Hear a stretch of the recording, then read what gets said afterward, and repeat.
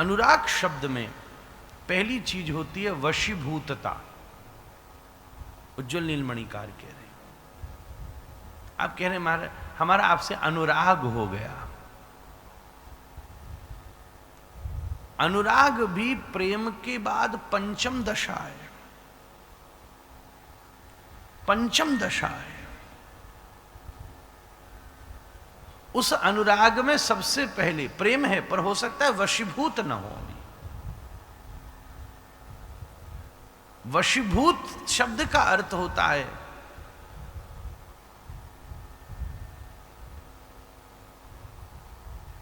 जैसे आज अंग्रेजी में कहते हैं हिप्नोटाइज हो जाना। बैठ जाओ तो बैठा है, खड़े हो तो खड़ा है, पूछो नहीं तो 5 दिन है गए, कोई खाया नहीं है। कोई किसी वस्तु के पूर्ण रूप से वशीभूत हो जाए और इतना वशीभूत हो जाए कि उसके स्वयं के चिंतन करने की भी सामर्थ्य समाप्त हो जाए। विचार किया जाए तो क्या जगत आज अर्थ के वशीभूत नहीं है? जैसे हम अर्थ के वशीभूत हैं, निकलते समय भी व्यक्ति विचार करता है जेब में 100 रुपया रख लो। बड़े से बड़ा बैरागी भी कई बार विचार करता है कहीं काम में आ जाएगा, 100 रुपया रख लो, फंस गए तो।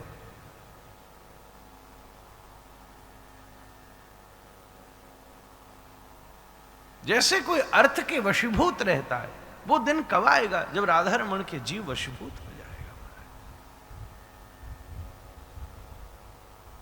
और अनुराग की पराकाष्ठा ये भी नहीं है कि जब जीव राधा रमण के वशीभूत हो जाए। अनुराग की पराकाष्ठा यह है कि जब राधा रमण भी भक्त के वशीभूत हो जाए, दोनों एक दूसरे के वशीभूत हो जाएं। कितने भक्त लीला चरित्रों में ये प्रसंग प्रतीत हुए हैं जहां भगवान भक्त के वशीभूत हो गए हैं।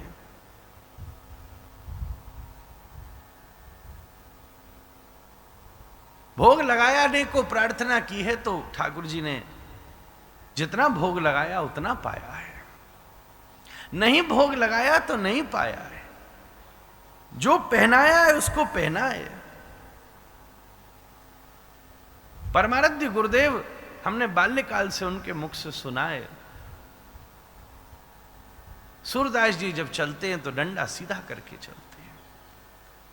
किसी ने पूछा, बाबा तू अंधा है, गंदा टेक के क्यों चलता है, क्यों नहीं चलता है? सूरदास जी कहते, डंडा टेक के वो चलता है जिसका डंडा पकड़ने वाला कोई ना हो।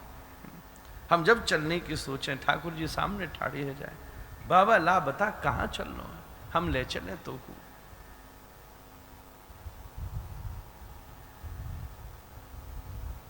अनुराग का पहला लक्षण है वशीभूतता।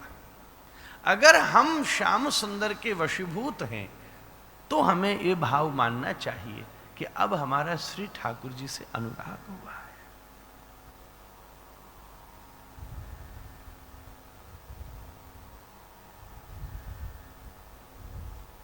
माया की वशीभूतता से मुक्त हो जाना बैराग है और श्याम सुंदर के प्रेम पाश में आबद्ध हो जाना अनुराग है।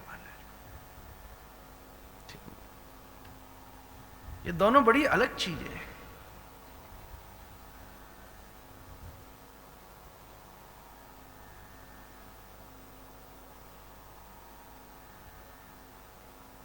एक बार झुंड में से बिछड़ी हुई गैया जंगल में अकेली फिरती थी, एक कसाई ने उसको पकड़ लिया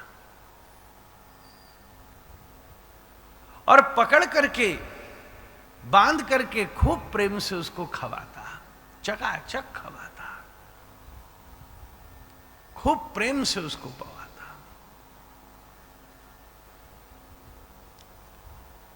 खूब मोटा हो जाए, मोटी हो जाए, दूध निकाल, खूब बढ़िया दूध निकले तो उसका काम धंधा चलेगा। खूब मोटी हो जाए तो वध करने के बाद उतने ही अर्थ की उसे प्राप्ति होगी। गैया बैठी बैठी स्मरण करती है अपने ग्वाले का।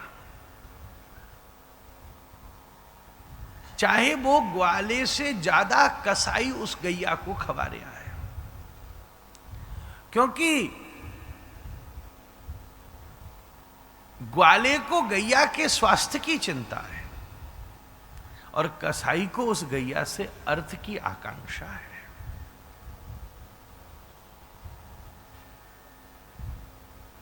स्वस्थ करना उद्देश्य है, मोटा करना उद्देश्य नहीं है। फिर भी बैठी बैठी गैया अपने ग्वाले की प्रतीक्षा करती है।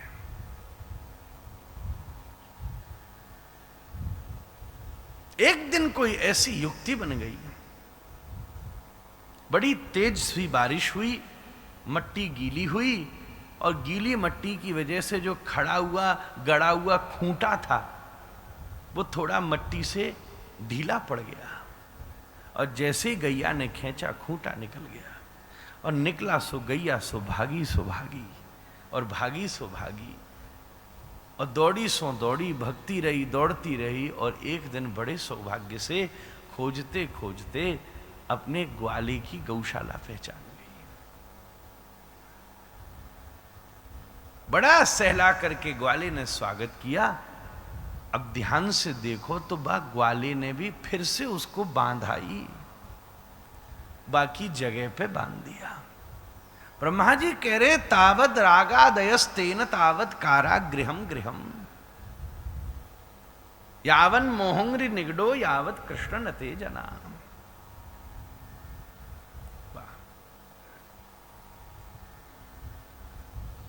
ऐसे ही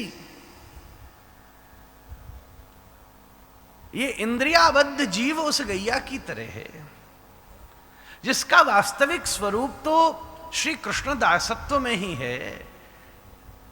इस गैया के ग्वाला तो राधारमण ही है।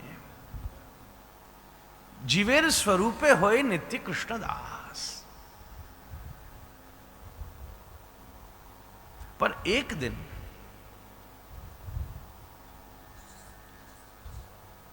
हृदय में ऐसा विक्षेप हुआ कि अपने स्ववर्ग कृष्ण दासत्व के स्ववर्ग से ये जीव रूपी गैया भटक गई और उसको माया वासना के कसाई ने पकड़ लिया, राग की जंजीर बांध करके लौकिक संबंध का खूंटा गाड़ दिया और बड़े सुख दिए, बड़ा माल खवाया। अस्मिन् महामोहमये कटाहे सूर्याग्निना रात्रिदिबंधनेन मासर्तुदर्भी परिघट्टनेन भूतानि कालो पचतीति वार्ता। कसाई तैयार है, पचतीति वार्ता। खूब बढ़िया, बड़े बड़े सुख, बड़े बड़े आकर्षण, वही बड़े बड़े बड़े लोकैषणा वित्तैषणा यशैषणा स्वर्णैषणाओं से युक्त इस जीव को बड़े बड़े प्रकार के लोकाचार व्यवहार, लोक संग, लोकाकर्षण, दैहिक ऐन्द्रिक जागतिक भौतिक सुखों के पारावार सामने लगा दिए कि ये ऐसा सुख में उलझ जाए और एक दिन जब मौका आएगा तो अस्मिन् महामोहमये कटाहे, इस सूर्य अग्नि काल रूपी गैस लकड़ी लगा के मोह की कढ़ाई में मासर्त दर्भी परिघट्टने न घोट घोट के अभूता निकाल हो पछुतीति वार्ता। जिस दिन पक गया उस दिन खा जाएगा।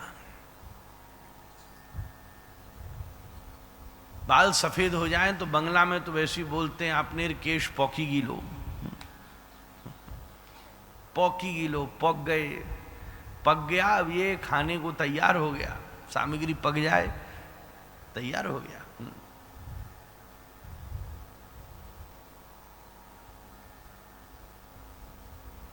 ऐसी बांध रखा था।